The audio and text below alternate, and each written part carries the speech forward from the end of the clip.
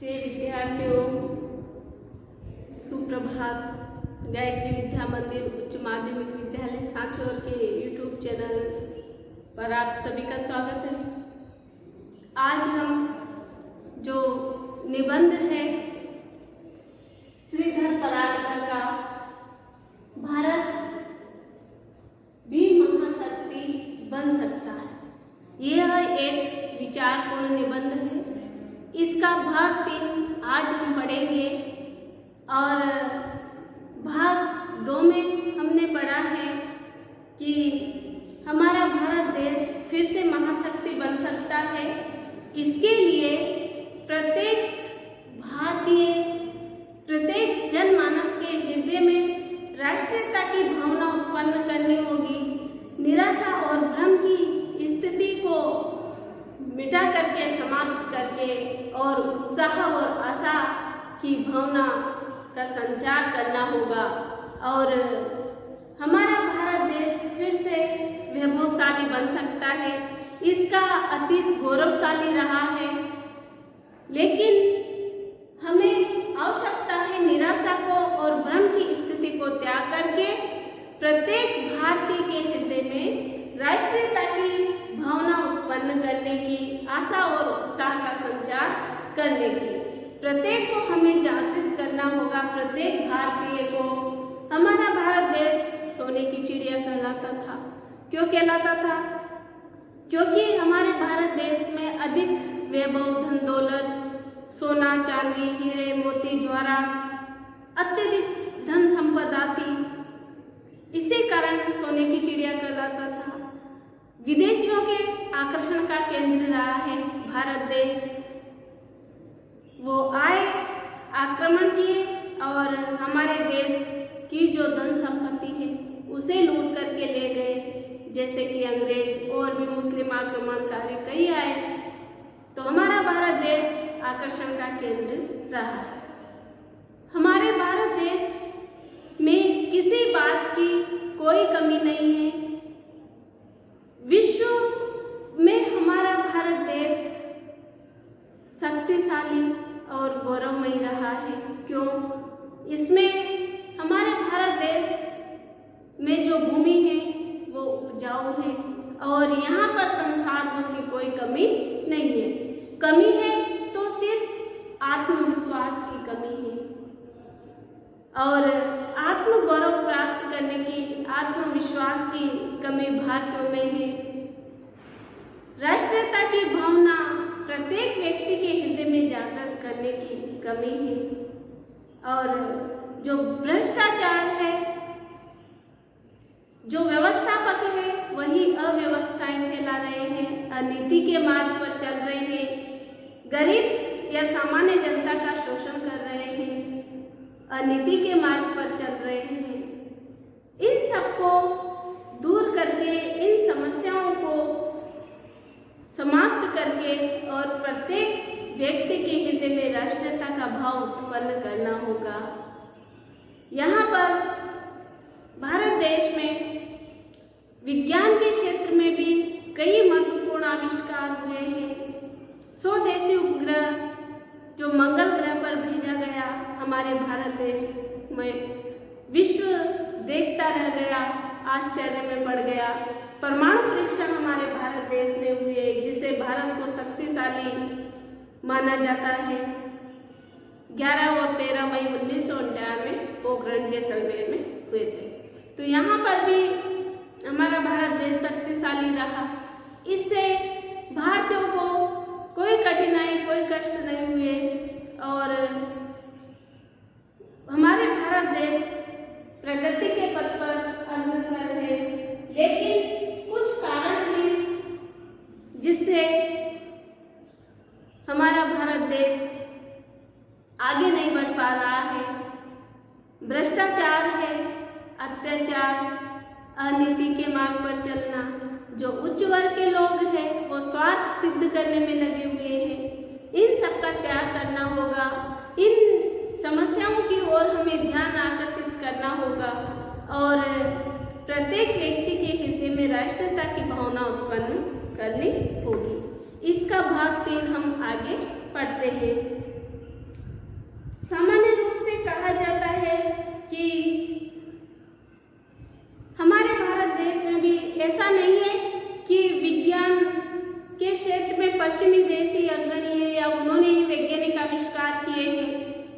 ऐसा नहीं है। हमारे भारत देश में भी जो वैज्ञानिक, आधुनिक भारतीय वैज्ञानिक, जिनमें सर जे.सी. बोस, सी.वी. रमन, डॉक्टर होमी जहांगीर, बाबा ए.पी.जे. अब्दुल कलाम जैसे वैज्ञानिक उपलब्धियों को हासिल करने वाले महान वैज्ञानिक हुए, हम इन्हें कैसे भुला सकते हैं। और भारतीय वैज्ञानिकों के द्वारा कम से कम खर्चे में अपना स्वदेशी उपग्रह मंगल ग्रह पर भेजा और विश्व को आश्चर्यचकित कर दिया। इन्हें हम कैसे भुला सकते हैं, विस्मृत कर सकते हैं।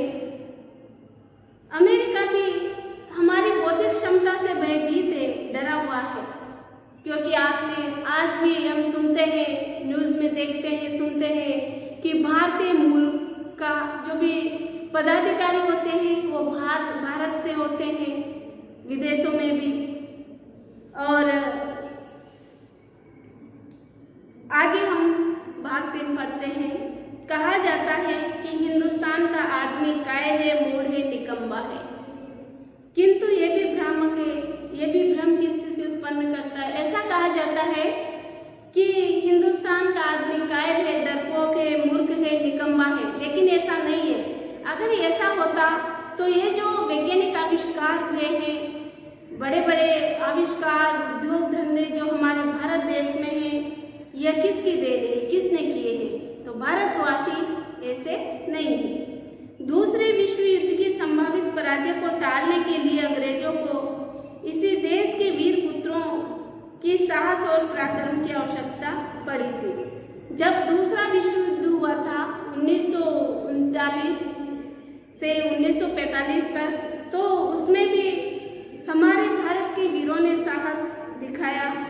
1962 में चीन के साथ जब भारत का युद्ध हुआ, हिमालय की दुर्गम परिस्थिति में बिना शस्त्रों के, अस्त्र और शस्त्र, देखिएगा, ध्यान दीजिएगा, अस्त्र यानी फेंक कर मारे जाने वाले जो हथियार होते हैं जैसे तीर वगैरह, अस्त्र, और शस्त्र जिसे हाथ में पकड़ करके लड़ा जाता है जैसे कि तलवार वगैरह।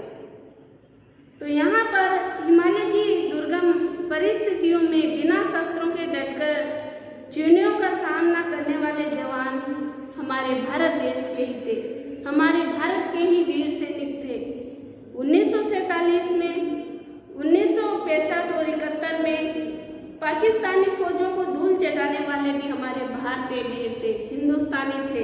तो भारतीयों को कायर, मूर्ख और निकम्मा कैसे कहा जा सकता है?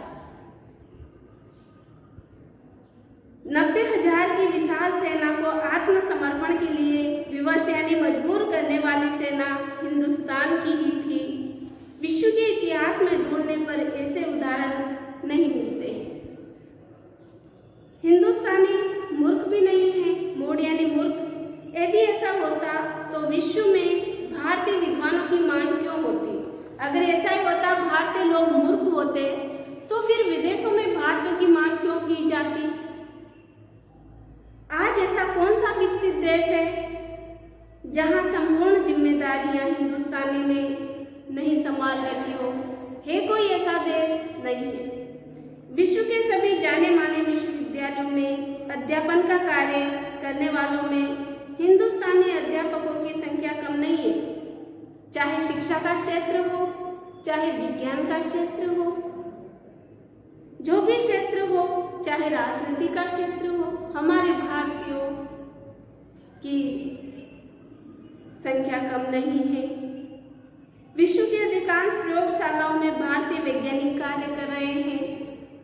कई देशों के राष्ट्रपति, प्रधानमंत्री, मंत्री, प्रशासनिक अधिकारी भारतीय अथवा भारतीय मूल के ही है। कई देशों के संसद में भारतीयों के जनप्रतिनिधि बनकर वहां के समाज जीवन में अपने महत्व को प्रतिपादित किया है। यह सब क्या मूर्ख कही जाने वाली जाति के लोग कर सकते हैं? नहीं कर सकते। इसीलिए भारत को, भारतवासियों को मूर्ख, कायर, डरपोक, मूर्ख, नहीं कहा जा सकता है। यदि भारतीय मूर्ख है तो देश के प्रमुख औद्योगिक प्रशिक्षण संस्थानों के बाहर बहुराष्ट्रीय कंपनियां डेरा क्यों लगाती हैं? तब लोग पूछ सकते हैं कि इतना सब कुछ होते हुए भी हमारी दुर्गति क्यों है? तब भारतीय पूछते हैं कि जब इतना हमारे देश के ही लोग कर रहे हैं, हमारा देश विश्व में अग्रणी है, तो फिर सामान्य व्यक्ति पूछता है कि हमारी दुर्गति क्यों है? दुर्गति का एक ही कारण है, आत्मविश्वास की कमी। पाठक के मन में यह प्रश्न उठना स्वाभाविक है। उपयुक्त वर्णन करने का मेरा उद्देश्य भी यही बताना है कि हमारी समस्या संसाधन की कमी, मूर्खता, आलस्य, अकर्मण्यता नहीं है, तो फिर क्या है? हमारे भारत देश की भूमि उपजाऊ है, संसाधनों की कमी नहीं है जो अन्य देशों के पास ये सब नहीं है, फिर भी हमारे भारत देश की दुर्गति क्यों है? आत्मविश्वास की कमी है और जो संसाधन है उनका उचित रूप से, भूमि का उचित रूप से उपयोग नहीं करते हैं। हमारी मूल समस्या आत्मविश्वास की कमी और आत्म प्रत्यय के अभाव की है। आत्मगौरव और आत्मविश्वास की कमी के कारण ही हमारी दुर्गति हो रही है। हमारी समस्या गलत दिशा के चुनाव की है। यह भी एक समस्या है कि हमने गलत दिशा का चुनाव हम लोग करते हैं, सही दिशा में सही प्रयत्न नहीं करते, किसी कार्य के लिए प्रयास नहीं करते हैं, सही दिशा नहीं चुनते हैं। ये भी हमारी एक समस्या है। हमने स्वतंत्रता के इन 60 वर्षों में कभी भी भारत को भारत बनाने का प्रयत्न नहीं किया। यानी जैसा हमारा भारत पहले था, गौरवशाली अतीत रहा है हमारे भारत देश का, इसकी महिमा अत्यधिक गौरवशाली रही है, धन संपदा से युक्त था, सोने की चिड़िया कहलाता था, विश्व गुरु कहलाता था। तो यहाँ पर हमने 60 वर्षों में जब हमें आज़ादी मिल गई, स्वतंत्रता मिल गई, तब भी हमने इसके लिए प्रयास नहीं किए। हमने अपनी प्राथमिकताएं तय नहीं की, निश्चय नहीं किया कि हमारी क्या प्राथमिकताएं होनी चाहिए। पहले हम भारत को रूस बनाना चाहते थे, अब इसे अमेरिका बनाना चाह रहे हैं। विदेशों के विकास के प्रारूप वहाँ के लिए ठीक हो सकते हैं, वहाँ की परिस्थिति भिन्न है, यहाँ के समाज की परिस्थिति भिन्न है, उनकी आवश्यकताएं अलग है। उन्होंने अपने देश की परिस्थितियों को ध्यान में रखकर अपने देश के विकास का प्रारूप यानी ढांचा तैयार किया है। हमें अपने देश की परिस्थिति, यहाँ की भौगोलिक स्थिति, समाज की मानसिकता और आवश्यकता के रूप विकास का प्रारूप तैयार करने का हमें प्रयत्न करना होगा। चीन का उदाहरण हमारे सामने है। अचार, पापड़, साबुन, मंजन जैसी वस्तुओं का उत्पादन बहुराष्ट्रीय कंपनियों को सौंपकर उसने अपने हाथ नहीं काट लिए। बहुराष्ट्रीय कंपनियों को खुली लूट करने की छूट उसने नहीं दी। आज अपने दम पर वह महाशक्ति बन बैठा है चीन, पर हम चीन से कुछ सीखने की कोशिश नहीं करते हैं। हमारे राजनेता और प्रशासनिक अधिकारियों की आंखों पर अंग्रेज परस्ती का चश्मा बाकी कुछ देखने ही नहीं देता। हमारे जो राजनेता है, प्रशासनिक तंत्र, प्रशासन तंत्र जो है हमारे देश का, वो अपने से ऊपर कुछ सोचता ही नहीं है, स्वार्थ सिद्ध करने में लगे हुए हैं, भ्रष्टाचार फैलाया हुआ है, अनीति का मार्ग चुनते हैं, लेकिन अपने से परे हट करके कुछ सोचते नहीं। हमारी एक कठिनाई ये भी है कि हमने सत्ता को सब कुछ समझ लिया। जो शासन तंत्र है, प्रशासनिक जो है प्रशासन, उसे ही हमने सब कुछ समझ लिया है। हमारे लिए एक कठिनाई ये भी है, हमारे लिए सत्ता सर्वोपरि हो चुकी है। योग्यता आवश्यकता की कसौटी नहीं रह गई। अच्छे बुरे का अंतर हमने भुला दिया है।